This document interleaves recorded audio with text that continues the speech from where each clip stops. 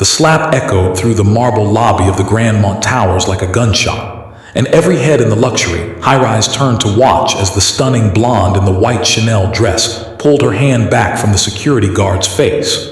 Victoria Ashford stood there, chest heaving with rage, her diamond engagement ring catching the light as she pointed a perfectly manicured finger at the young woman in the plain black security uniform who had just asked to see her identification.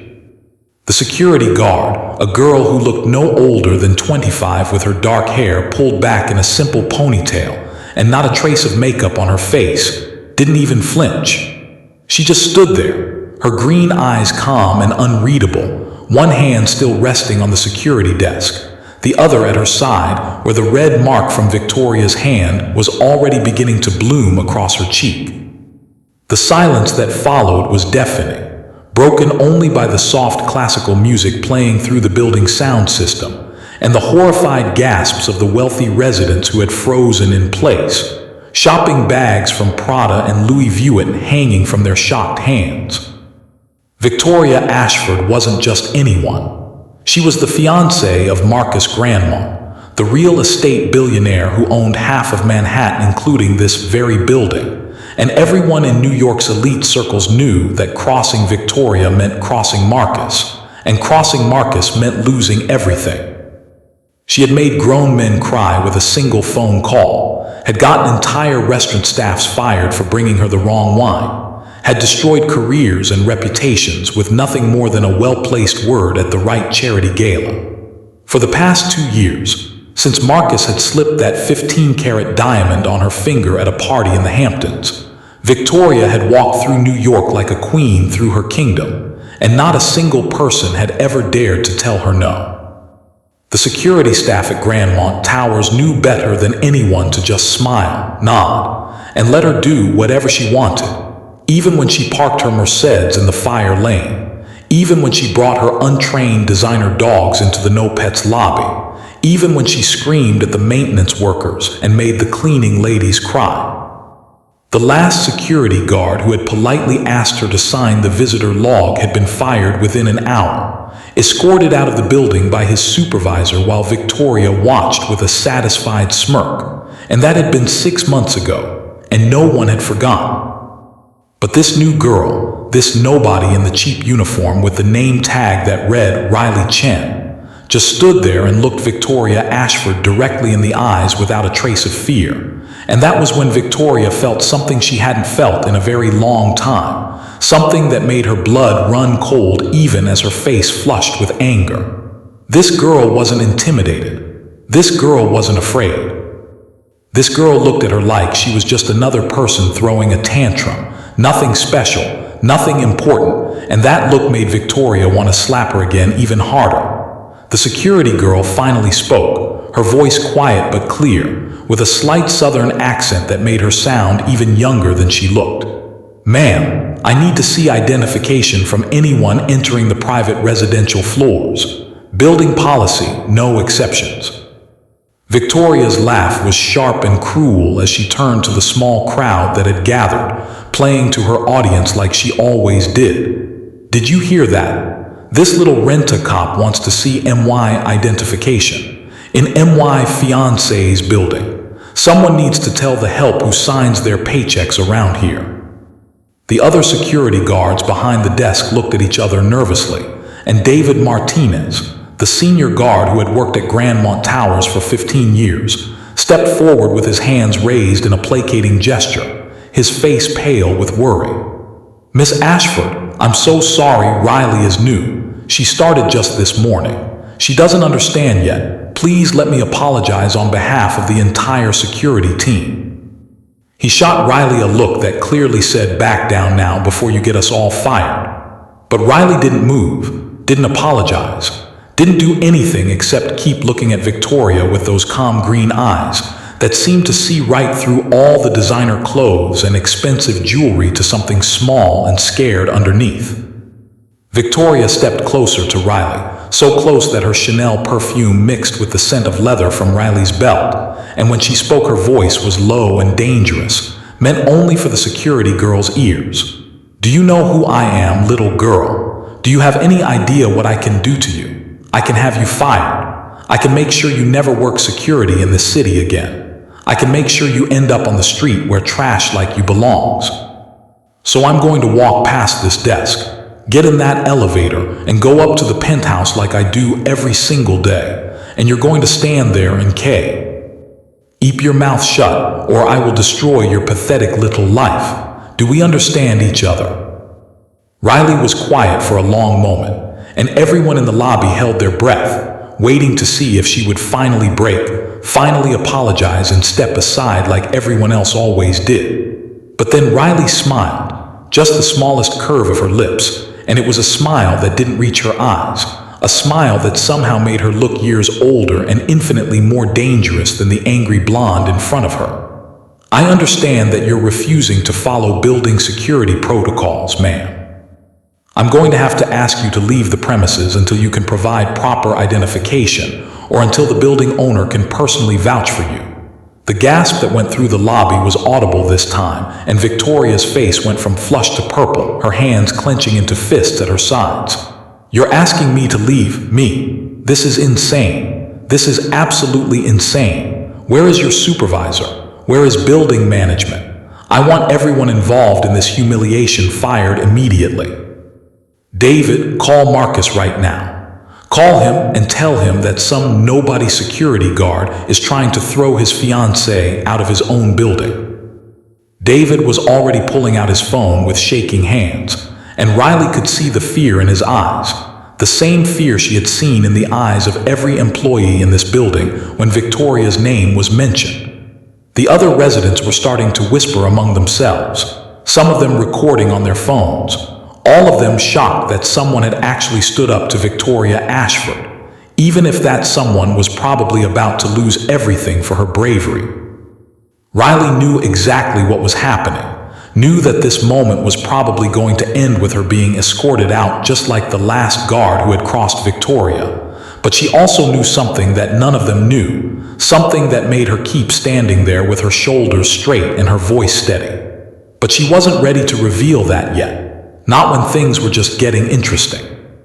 She had taken this job for a reason, had spent the last month working her way through the application process and background checks, and training specifically to end up at this desk on this day. And she wasn't about to back down now just because some spoiled billionaire's fiancé thought she owned the world. Victoria was on her own phone now, her diamond bracelet jangling as she pressed it to her ear, pacing back and forth in front of the security desk in her 6-inch Laubautins. Marcus, baby, you need to get down to the lobby right now. There's a situation with a security guard who clearly doesn't know who I am. Yes, right now. I've been humiliated in front of everyone. She actually slapped my hand away when I tried to pass, and now she's saying I need to leave. I know, baby, it's insane. Just get down here and fire everyone involved. She hung up with a satisfied smile, turning back to Riley with her arms crossed. You have about 3 minutes until your entire world comes crashing down, sweetheart. I'd suggest you start begging for forgiveness now, but honestly, I don't think it's going to help. You touched me. You put your hands on me. That's assault, and Marcus has lawyers who will make sure you pay for that. Riley raised an eyebrow, her voice still maddeningly calm. Ma'am, I never touched you. You slapped me. There are approximately 30 witnesses and at least a dozen security cameras that recorded the entire interaction. If anyone committed assault, it wasn't me. Victoria's eyes narrowed, and for just a second, Riley saw real calculation behind the rage, saw the mind of someone who was used to rewriting reality to suit her needs. That's not how anyone here is going to remember it. When Marcus asks, every single person in this lobby is going to say exactly what I tell them to say, because they know who owns this building, who owns their apartments, who owns their leases. Your word against mine isn't even a fight. It's a joke. And the terrible thing was, Riley could see in the faces of the people around them that Victoria was probably right. The other residents were already looking away, suddenly very interested in their phones or the expensive art on the lobby walls. And the security guards behind the desk were staring at the floor like they wished it would open up and swallow them. The elevator at the far end of the lobby chimed, and the doors opened to reveal Marcus Grandmont himself, looking exactly like his pictures in Forbes and the Wall Street Journal. Tall, silver-haired, distinguished in a navy suit that probably cost more than most people's cars, with the kind of presence that came from decades of making billion-dollar decisions and never hearing the word no. He walked toward them with long strides, his face set in an expression of displeasure, and everyone in the lobby automatically took a step back to give him space. Vict. Oria rushed to him immediately, transforming in an instant from the cruel woman who had been making threats to a delicate flower who had been victimized, tears actually welling up in her blue eyes as she pressed herself against his chest.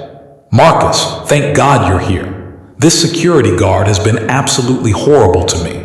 She refused to let me pass. She was rude and aggressive, and when I tried to explain who I was, she threatened to have me removed from the building. Your building. I've never been so humiliated in my life. Marcus's eyes, sharp and assessing, moved from Victoria to Riley, taking in the young security guard who stood alone on the other side of the desk, the red mark still visible on her cheek, her posture military straight, her expression giving away nothing. Is this true? His voice was deep and controlled, the voice of a man used to being obeyed without question. Riley met his gaze without flinching, and when she spoke, her voice carried across the now silent lobby with crystal clarity. Sir, I asked your fiancée for identification in accordance with building security protocol. When she refused, I informed her that I couldn't allow her to access the residential floors without proper verification. She became aggressive, slapped me, and threatened to have me fired.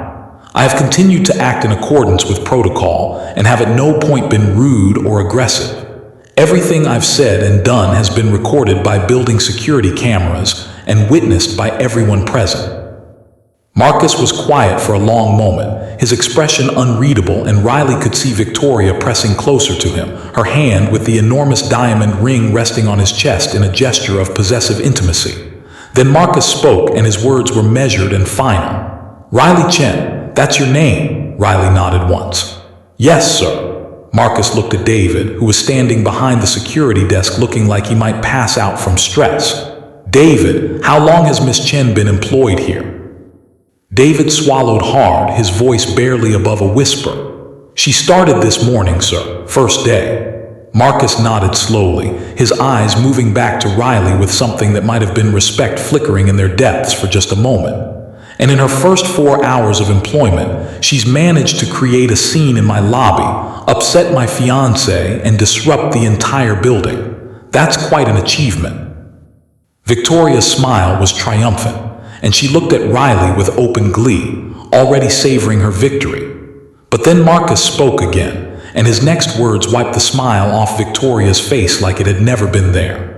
However, Miss Chen is absolutely correct that building security protocols require identification from anyone accessing the residential floors who isn't a verified resident or employee.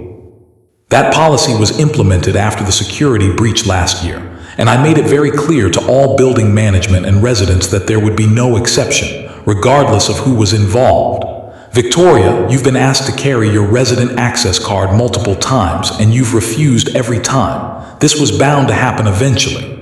Victoria's mouth fell open in shock, and she stepped back from Marcus like he had slapped her. What? Marcus, you can't be serious. You're taking her side.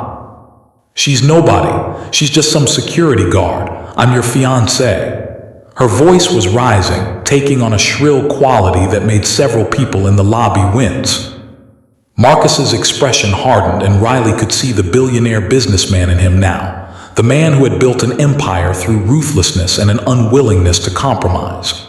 And as my fiancé, you should be setting an example for how residents interact with building staff, not making their jobs harder.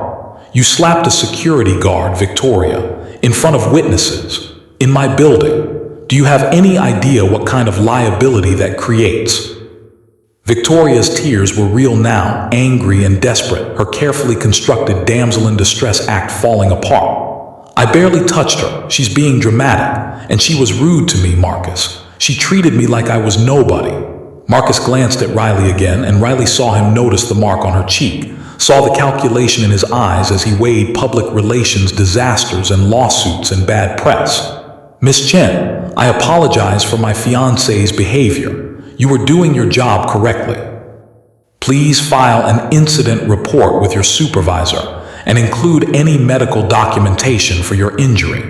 The building will cover any expenses."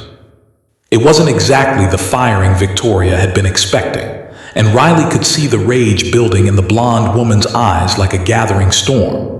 But Riley also knew this wasn't over, knew that Marcus's words were more about protecting himself legally than actually supporting her, knew that as soon as the cameras stopped recording and the crowd dispersed, Victoria would find a way to make her pay for this humiliation. So Riley did something that no one expected. She smiled, a real smile this time, and spoke directly to Victoria with a warmth that was somehow more cutting than any insult could have been. "Thank you for understanding, Mr. Grandmont. And Miss Ashford, I really do apologize if I came across as rude. I'm just trying to keep everyone in this building safe. I'm sure you can understand that security is important, especially in a place like this where there's so much wealth and so many valuable people. After all, you never know who might walk through those doors with bad intentions." There was something in the way Riley said it, some subtle emphasis on the words valuable people and bad intentions, that made Victoria's eyes narrow with suspicion. But before she could respond, Marcus was already guiding her toward the elevators, his hand firm on her elbow, his voice low as he spoke to her about not making scenes in public. Victoria went, but not before turning back to look at Riley one more time, and the expression on her face was a promise of revenge, a guarantee that this wasn't over, not by a long shot. The crowd in the lobby slowly dispersed, residents hurrying to their apartments with their shopping bags and their phones full of video footage that would definitely be showing up on social media within the hour, and the other security guards finally relaxed, though David looked at Riley with a mixture of awe and horror. "Do you have any idea what you just did?" he asked, his voice still shaking. "Victoria Ashford never forgets a slight. She's going to make your life hell until you quit or get fired, whichever comes first. The last person who stood up to her ended up unemployed for 8 months before he could find another job, and that was just because he forgot to hold the elevator for her." Riley logged the incident into the security system with steady hands, her voice unconcerned. "Then I guess we'll see what happens." David shook his head in disbelief. "Where did they even find you? You're either the bravest person I've ever met or the stupidest. Maybe both." Riley just smiled that mysterious smile again, and went back to checking the IDs of the residents who came through the lobby, treating every person with the same polite professionalism, regardless of whether they were wearing Gucci or gym clothes. And David found himself watching her and wondering who this girl really was, because there was something about her that didn't quite add up. She moved like someone with military training, her eyes constantly scanning the environment in a way that went beyond normal security awareness. And when she had stood up to Victoria, there hadn't been even a tremor in her voice, no fear at all, like she had faced down much worse things than an angry billionaire's fiancé. Over the next 2 weeks, Riley settled into her job at Grandmont Towers, working the day shift at the security desk and occasionally doing rounds through the building's 47 floors. She was good at her work, better than good actually, catching things that the more experienced guards missed. A delivery person who couldn't name which apartment he was supposed to be going to, a maintenance worker whose ID had expired 3 days earlier, a visitor who claimed to be meeting a resident who had moved out 6 months ago. She was friendly but not overly familiar with the residents, learning their names and their routines, helping elderly Mrs. Patterson carry her groceries, letting young Tyler Morrison show her his straight-a report card, always maintaining exactly the right balance of professionalism and warmth that made people feel safe without feeling surveilled. The other security guards warmed to her quickly, appreciating that she pulled her weight on the overnight shifts without complaining, and always brought coffee for the whole team. David, in particular, found himself becoming protective of the young woman, trying to warn her whenever Victoria Ashford was scheduled to visit the building so Riley could make sure she was on break or doing rounds on another floor. But Victoria hadn't forgotten, not for a single second. She came to the building more frequently after the incident, sometimes twice a day, and she always made a point of walking past the security desk where Riley was stationed, her eyes fixed on the young security guard with an intensity that made everyone else nervous. She had her identification now, carried it in her Hermes purse specifically so she could make a show of pulling it out and slapping it on the desk in front of Riley, her smile cold and sharp as she waited for Riley to check it and wave her through. She never said anything during these encounters, never gave Riley any ammunition for another complaint, but the threat in her silence was clear. I'm watching you, waiting for you to make a mistake, and when you do, I will destroy you. She complained about Riley to building management at least once a week, making up infractions that the security cameras proved were false, claiming Riley was rude to residents when multiple witnesses said the opposite, trying everything she could to build a case for termination. But Riley never made a mistake. She was perfect at her job, perfectly professional, perfectly polite, and it was driving Victoria absolutely insane. The blonde socialite started showing up at the building at odd hours, trying to catch Riley in an error, once coming at 2 in the morning just to see if Riley would be sleeping on duty, only to find the security guard alert and attentive, asking Victoria if everything was all right and if she needed assistance getting to the penthouse. Victoria's friends started to notice her obsession, commenting at their weekly lunch at Le Bernardin that she seemed distracted, that she kept checking her phone for updates from the building, and Victoria would laugh it off and change the subject. But inside she was seething. No one had ever stood up to her like this. No one had ever refused to be intimidated. No one had ever looked at her with those calm green eyes that seemed to see all of Victoria's carefully constructed lies and manipulations for exactly what they were. Things came to a head on a rainy Thursday afternoon in late October, when Victoria arrived at Grandmont Towers with her best friend Cassandra Worthington, and a plan to finally get rid of Riley Chen once and for all. She had spent the previous night carefully considering her options, and she had realized that if Riley wouldn't make a mistake on her own, then Victoria would just have to create one for her.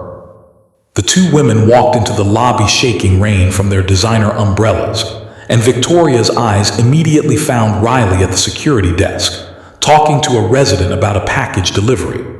Victoria pulled Cassandra close, whispering her plan, and Cassandra's eyes widened with delight and malice because Cassandra had never liked being outshone by anyone, and Victoria's obsession with this nobody security guard was getting embarrassing.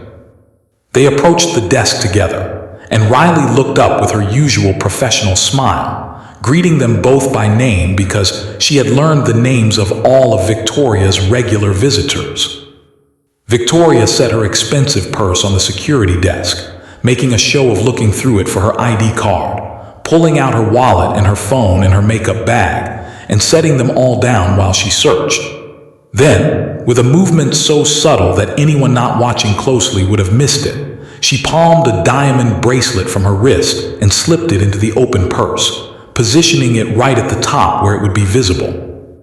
She found her ID and showed it to Riley, gathering up her things and putting them back in her purse, leaving the purse sitting on the desk while she and Cassandra chatted loudly about their plans for the evening, something about a charity gala and a new dress from Valentino. They walked toward the elevators, still talking, and they had gotten about halfway across the lobby when Victoria suddenly screamed, the sound echoing off the marble floors and making everyone in the vicinity jump. My bracelet. My diamond bracelet is gone. I had it when I came in. I know I did, Cassandra. You saw me wearing it. Cassandra played her part perfectly, gasping and clutching Victoria's arm.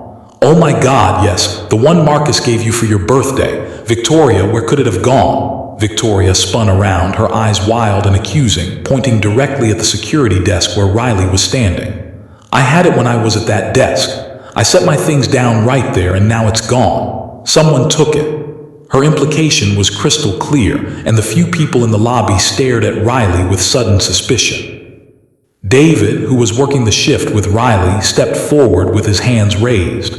"Miss Ashford, I'm sure there's been a misunderstanding. Perhaps the bracelet fell off in your car, or maybe it's still in your purse."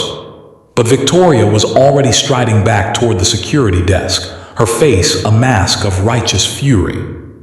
"Check your purse first, please," Riley said calmly, and her voice had taken on a quality that David had never heard before, something hard and knowing that made the hair on the back of his neck stand up. Victoria made a show of looking through her purse, tossing things onto the security desk, her wallet and her phone and her lipstick, everything except the bracelet. "It's not here, it's gone. That bracelet is worth $65,000 and it was a gift from my fiancé, and someone at this desk stole it." She was looking directly at Riley now, and Riley looked back at her with an expression that could have been carved from stone. "You're accusing me of theft?" Riley asked, her southern accent somehow more pronounced, and Victoria's smile was vicious. "I'm not accusing anyone specifically.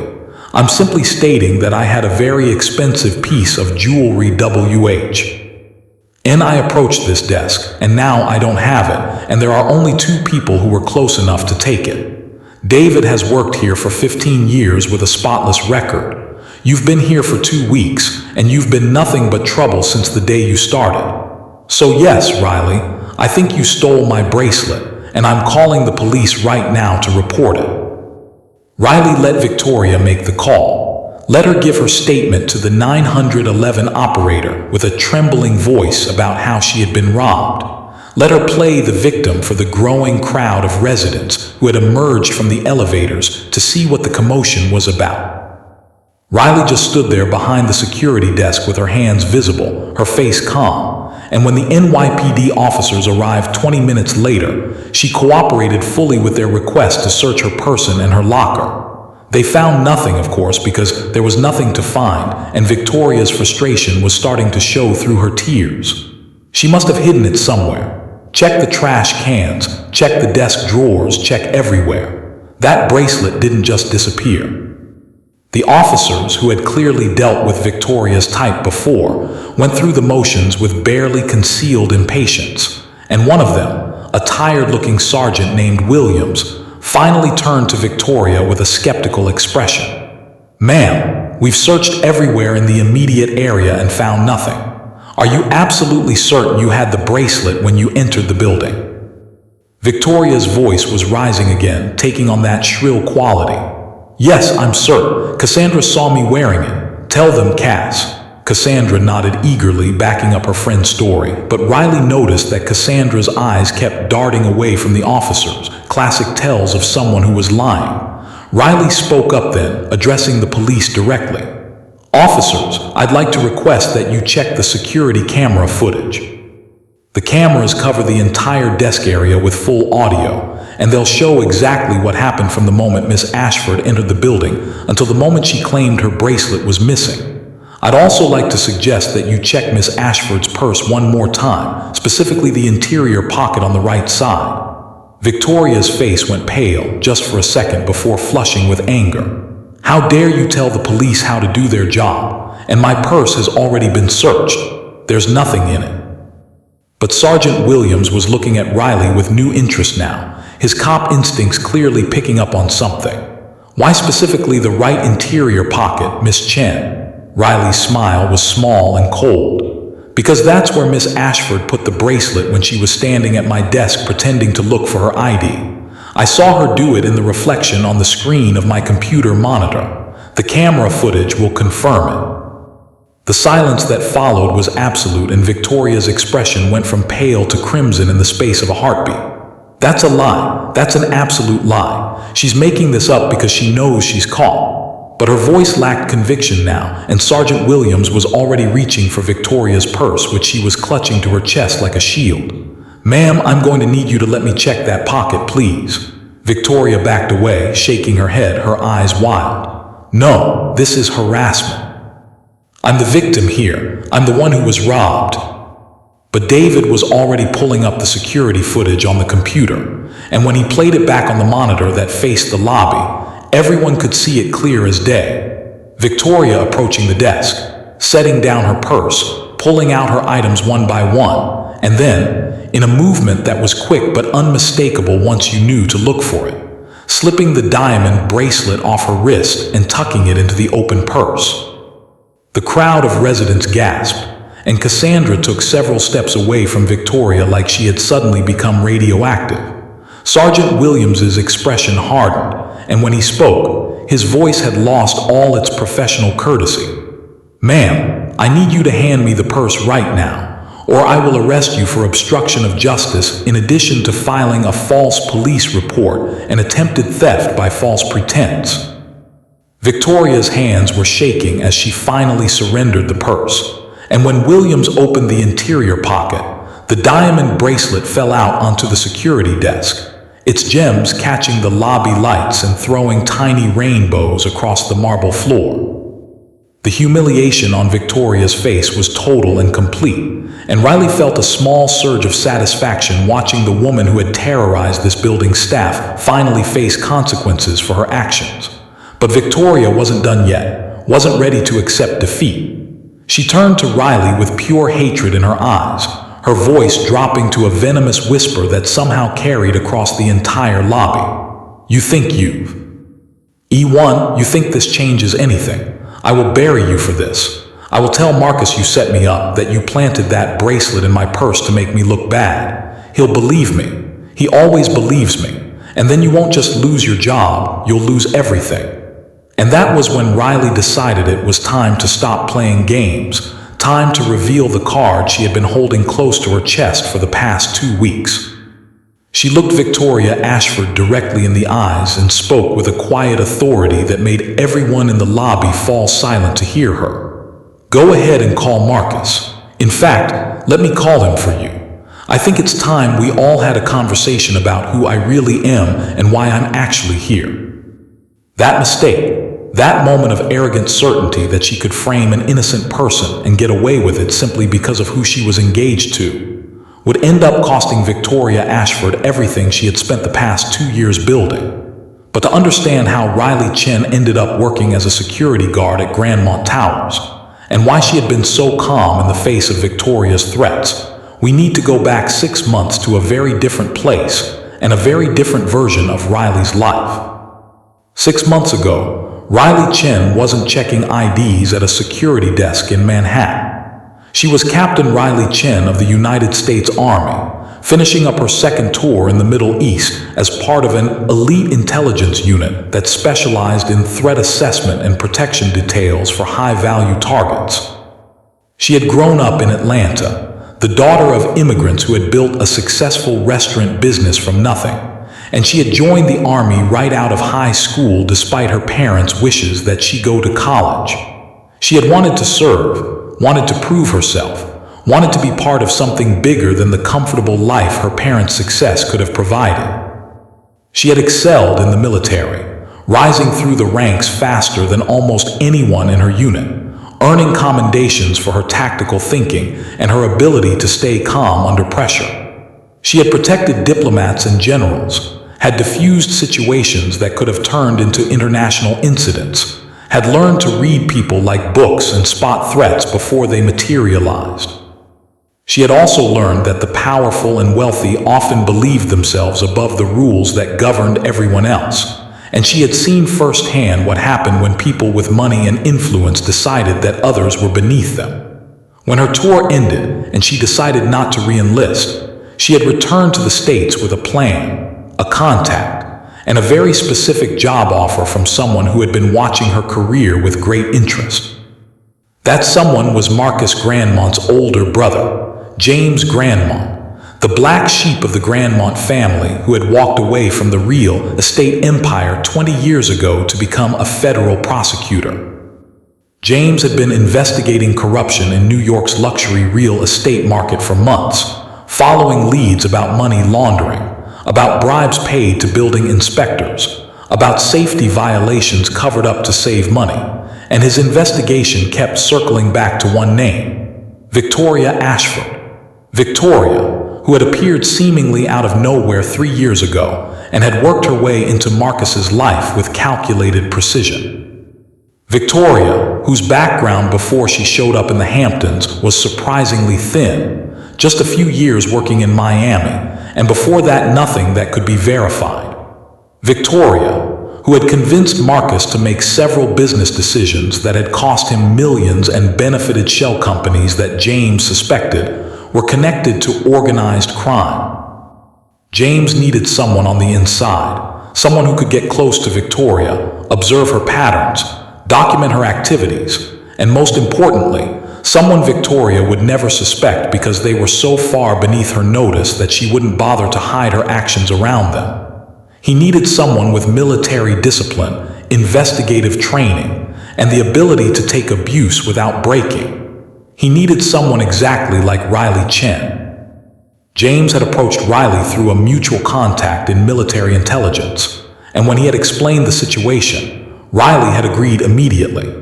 She had spent 2 weeks in deep background preparation, learning everything about Grandmont Towers and its residents, and then she had applied for a security position using her real credentials, but leaving out her military rank and specialized training, presenting herself as just another 20-something looking for steady work in the city.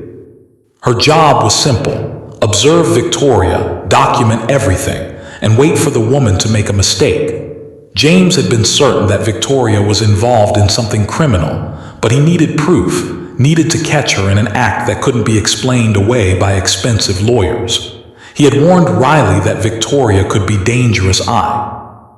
Cornered that she had connections to some very serious people, and that Riley needed to be careful not to blow her cover too soon. But he had also told Riley that Victoria's biggest weakness was her arrogance, her absolute certainty that she was smarter than everyone around her, and that her position as Marcus Grandmont's fiancée made her untouchable. James had predicted that if someone stood up to Victoria, she would escalate, and in escalating, she would eventually reveal her true nature. He had been right. Over the past 2 weeks, Riley had been documenting everything. The way Victoria treated the staff with casual cruelty, the meetings she held in the lobby with men in expensive suits who were on the federal watch list for organized crime connections, the packages she received that were never logged through official building channels, the phone conversations Riley had overheard during her rounds where Victoria spoke in rapid Russian to people she called by names that showed up in James's investigation files. Riley had been building a case piece by piece, and the incident this afternoon where Victoria had tried to frame her for theft was exactly the kind of escalation James had been waiting for. It showed Victoria's methods, her willingness to destroy innocent people, and most importantly, it had happened in front of witnesses and cameras in a way that couldn't be denied or covered up. It was time to bring James in and let him do what he did best. Riley pulled out her phone from her locker in the security office while Sergeant Williams was processing Victoria for filing a false police report, and she sent a simple text message to a number she had been holding in reserve. "Package is ready for pickup." The response came back in less than 30 seconds. "On my way." She walked back out to the lobby where Victoria was arguing with the police officers, insisting that this was all a mistake, that she hadn't meant to file a false report, that she had just been confused and upset, and she would be happy to drop all charges and forget the whole thing happened. Sergeant Williams was having none of it, explaining in a patient voice that filing a false police report was a crime regardless of whether the victim wanted to press charges, and that Victoria would need to come to the station to sort everything out. Victoria was pulling out her phone to call Marcus, her hands shaking with rage and humiliation, when the elevator doors opened and 2 men stepped out into the lobby. The first was Marcus Grandmont, clearly summoned by one of the residents who had called him about the commotion, his face set in an expression of barely controlled anger. The second was James Grandmont, 15 years older than his brother, with the same silver hair but a leaner build and eyes that missed nothing, dressed in a simple dark suit with a federal prosecutor's badge clipped to his belt. Marcus started toward Victoria, clearly intending to fix whatever mess she had created this time, but he stopped when he saw his brother, confusion crossing his face. "James, what are you doing here?" James's smile was grim as he walked past Marcus and approached Sergeant Williams, showing his credentials. "Sergeant Williams, I'm going to need you to hold Miss Ashford for federal questioning in addition to whatever charges you're filing. She's part of an ongoing investigation." The color drained from Victoria's face completely, and she looked from James to Marcus to Riley, her mind clearly racing to understand what was happening. Marcus looked between his brother and his fiancée in complete confusion. "James, what investigation? What's going on?" James turned to his brother, and for the first time since entering the lobby, his expression softened slightly. "Marcus, I'm sorry you have to find out this way, but Victoria Ashford isn't who you think she is. She's been under federal investigation for the past 6 months for money laundering, conspiracy to commit fraud, and connections to organized crime. The woman you know as Victoria Ashford is actually Victoria Antonova, and she has a record in 3 states under various aliases. She targeted you specifically because of your real estate holdings and your access to international development deals. Every business decision she's convinced you to make, every introduction she's facilitated, every deal she's encouraged you to take has been part of a larger scheme to move money for a criminal organization." Marcus looked like he had been punched in the stomach, his face going pale as he turned to Victoria, searching her face for some denial, some explanation that would make this make sense. But Victoria's expression had changed completely, the mask of the helpless socialite falling away to reveal something cold and calculating underneath. When she spoke, her voice had lost its breathy quality, becoming flat and hard. "You can't prove any of that. You have no evidence." James smiled, and it was the smile a man who had finally caught a criminal he had been chasing for a very long time. "Actually, we have 6 months of evidence, thanks to Captain Riley Chen, who has been documenting your activities as part of a federal investigation. Every conversation, every meeting, every transaction has been recorded and logged. We have enough to put you away for 20 years, Victoria, and that's before we add today's attempted false accusation and evidence tampering." Every eye in the lobby turned to Riley, and she stood there behind the security desk in her plain black uniform, no longer trying to hide the military bearing in her posture or the sharp intelligence in her eyes. Marcus stared at her like he was seeing her for the first time, his voice barely above a whisper. "You're a federal agent," Riley shook her head. "Former military intelligence, civilian contractor for the federal prosecutor's office. I was embedded here specifically to observe Miss Antonova and gather evidence for the investigation." She looked directly at Victoria, who was staring at her with absolute hatred. "You were right about one thing, Victoria. I'm not just some nobody security guard, but you were so certain that everyone around you was beneath your notice that you never bothered to look closely enough to figure out who I really was. That arrogance, that absolute certainty that you were smarter than everyone else, that's what brought you down." Victoria lunged toward Riley then, trying to claw at her across the security desk, screaming in Russian, and it took both police officers to restrain her and get her in handcuffs. She was still screaming as they led her out of the building, her designer heels clicking on the marble floor, her carefully constructed American socialite persona completely shattered. The residents who had gathered to watch were recording everything on their phones, and Riley knew that by tomorrow morning, this would be all over the news. Billionaire's fiancé arrested in federal investigation, revealed to be part of organized crime network. Marcus stood frozen in the middle of the lobby, his entire world clearly crumbling around him, and James put a hand on his shoulder with genuine sympathy. "I'm sorry, Marcus. I tried to tell you months ago that something wasn't right about her, but you wouldn't listen. I needed proof before you would believe me." Marcus's voice was hollow. "How long have you known?" James sighed. "We've suspected for about a year, but we needed her to feel confident enough to make a mistake, and we needed someone she would underestimate so completely that she would act naturally around them. Riley volunteered for the assignment." Marcus looked at Riley again, really looked at her this time, seeing the competence and strength that had been hiding in plain sight behind the uniform and the polite smile. You let her abuse you for 2 weeks. You let her slap you, threaten you, try to frame you for theft, all to gather evidence. Riley nodded once. It's what I do, sir, or what I used to do. I've spent years protecting people from threats they don't see coming. Victoria was a threat to you, to your business, to everyone who works in this building. She needed to be stopped. The lobby was slowly clearing out as the police finished their work, and the residents drifted back to their apartments, already on their phones spreading the gossip about what they had just witnessed. David and the other security guards were standing by the desk in stunned silence, trying to reconcile the quiet new girl they had been working with for 2 weeks with the federal contractor who had just taken down a criminal operation.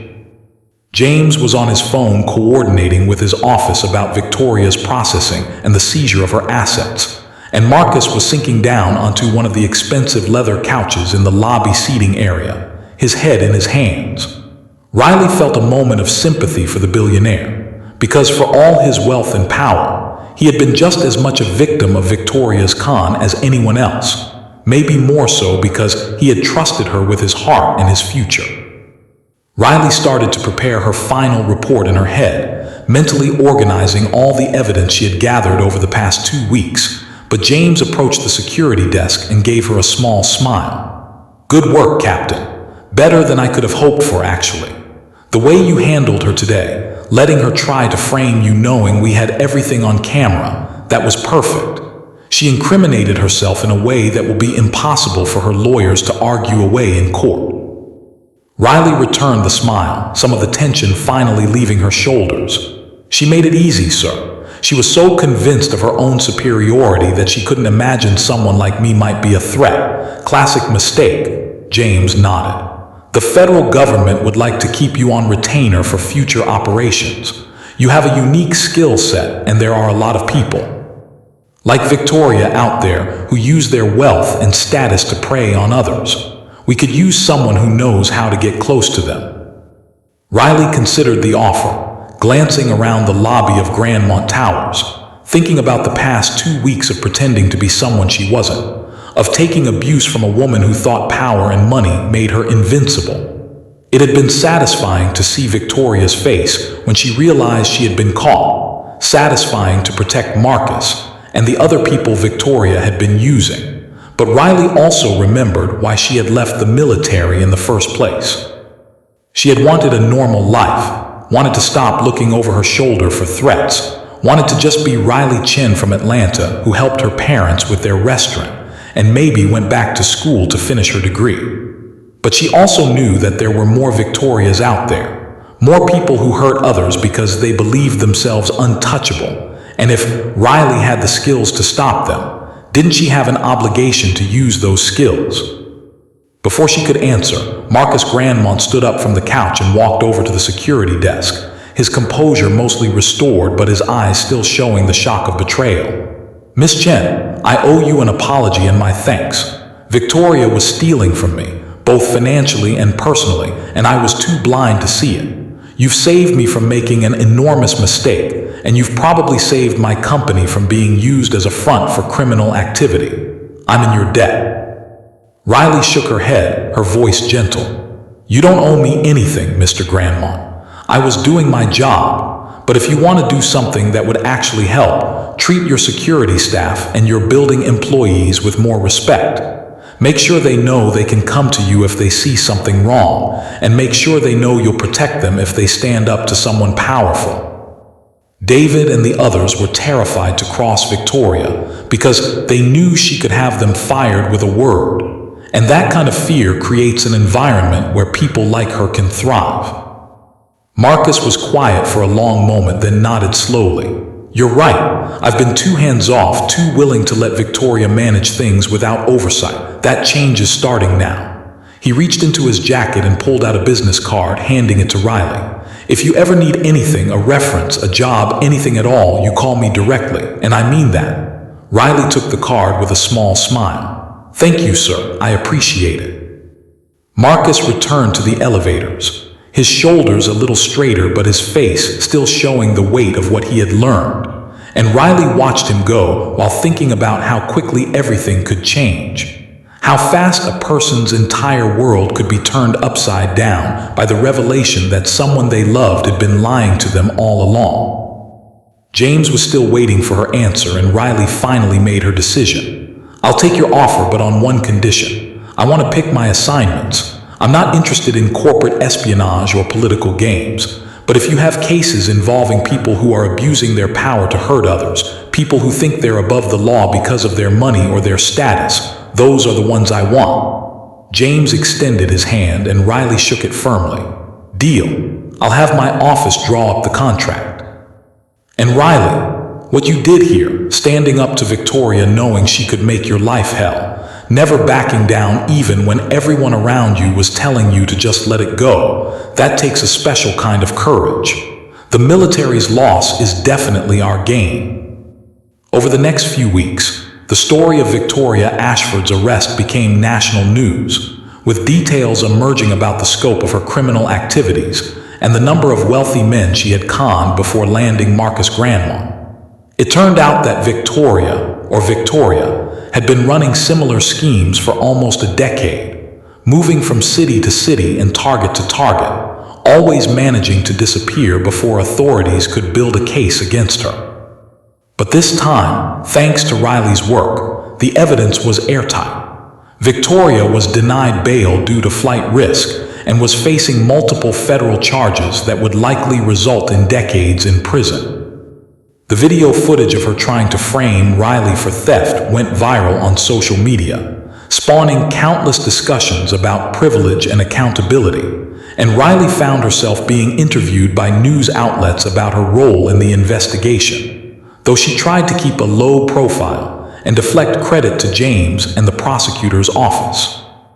Marcus Grandmont quietly dissolved his engagement to Victoria and threw himself into reforming his business practices, implementing new oversight procedures and working with federal authorities to undo the damage Victoria had done to his company.